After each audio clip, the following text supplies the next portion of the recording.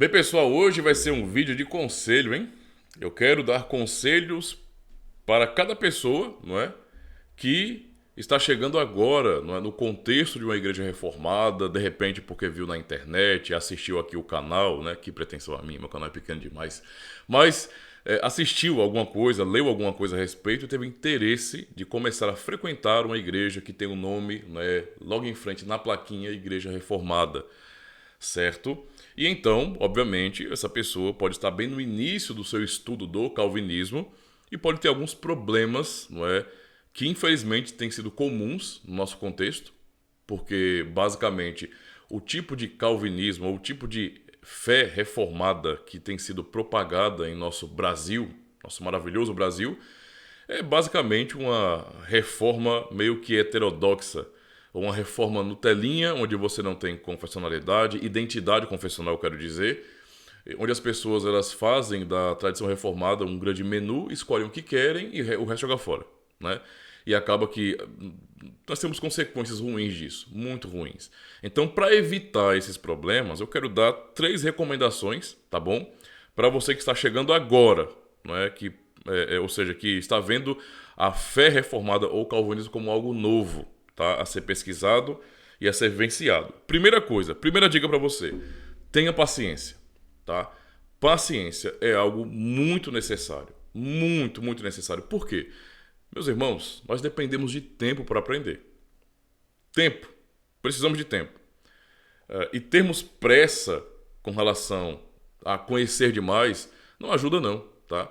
Nós estamos vendo um tempo de muita correria, eu sei.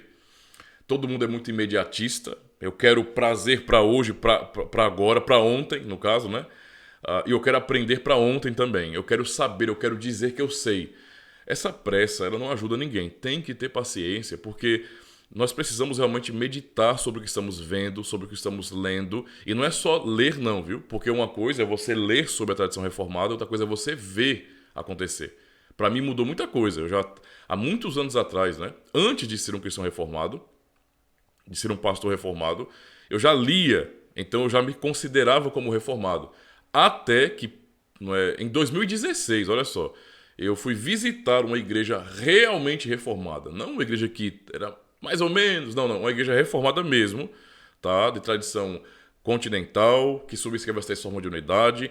E lá, não é, eu fiquei surpreso. Surpreso, cara. Eu cheguei bem num dia de Santa Ceia, inclusive eu nem ceiei, nem pude participar da ceia. E eles sabiam que eu era um pastor de uma igreja evangélica nesse sentido. E o conselho da igreja, né, como se fosse o presbitério, o conselho da igreja, não é, os presbíteros vieram falar comigo e explicaram por que eu não poderia ceiar. Eles explicaram muito bem que não era porque eles não me consideravam como pastor ou como crente, não tem nada a ver com isso. Mas é porque eu estava vindo de um contexto totalmente distante da tradição reformada e eles não poderiam, como presbíteros que deveriam proteger a mesa do Senhor, não é, servir a ceia para alguém que eles não conheciam a doutrina, por exemplo. Eu não sabia o que eu pensava, não é, os meus princípios. E eu entendo perfeitamente, entendi perfeitamente. Fiquei surpreso por conta disso, pelo cuidado, pela proteção, tá? Fiquei surpreso, não é, quando notei, por exemplo, que pessoas que até chegavam atrasadas na ceia, cara, não ceiavam não.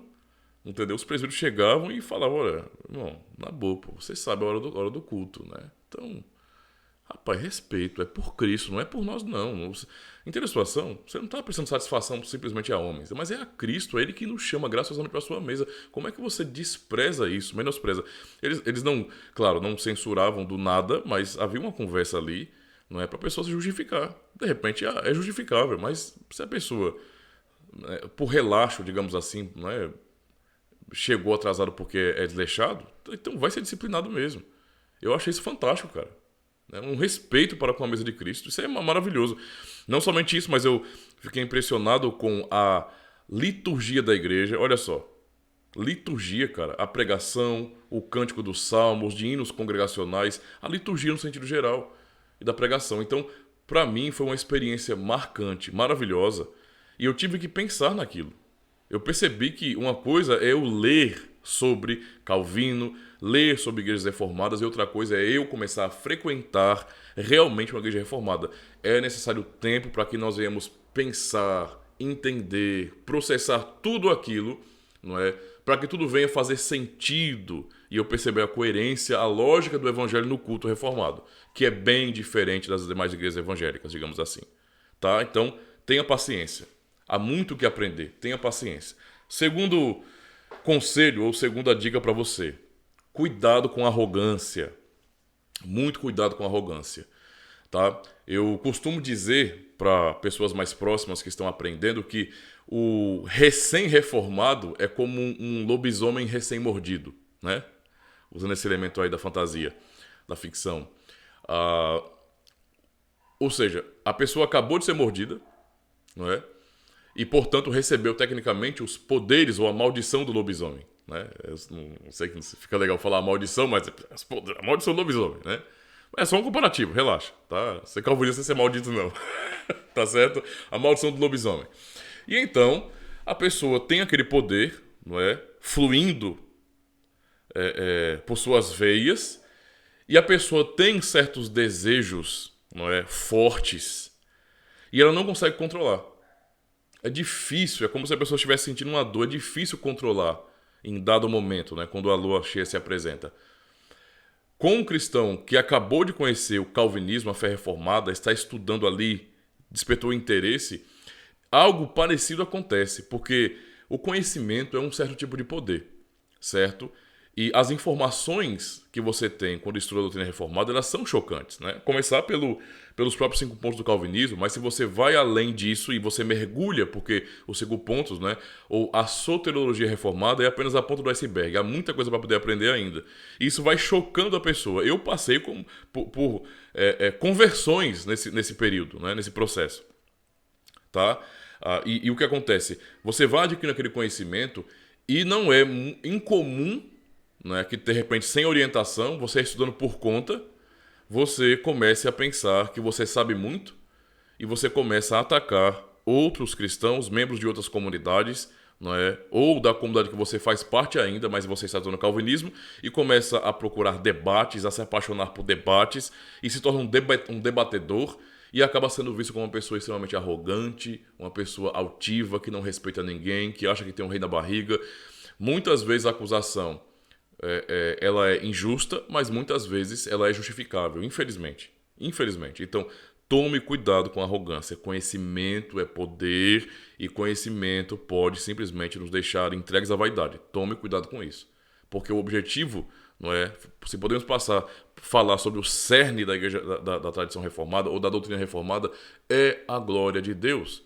A teologia reformada é a teologia da glória de Deus, basicamente. Tá? Então, é glória de Deus, é glória para Deus e não glória para mim, não para o meu ego. Por isso não faz sentido um cristão ser reformado e ser arrogante. Tome cuidado com isso, porque você pode, com a sua arrogância, com seu amor demasiado por debates, não é? Você pode estar envergonhando essa bela tradição que é a tradição reformada. Então, fica a dica para você, beleza? E o terceiro conselho, né, ou a terceira dica para você é: cola no seu pastor. Cola no pastor daquela comunidade. Tá chegando agora, vai vir dúvida sobre culto, mas, tipo, eu tô dizendo pra quem vai realmente pra uma igreja reformada, viu?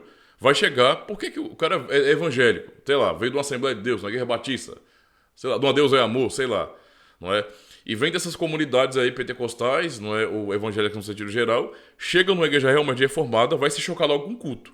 Não é? Então as perguntas que podem vir à mente: mas por que o culto aqui é tão parado? Tipo assim, não há participação das pessoas. Não há participação, tipo, não tem oportunidade para alguém ler um versículo, para uma irmã cantar um hino, para o coral, para as irmãs do coque falar alguma coisa.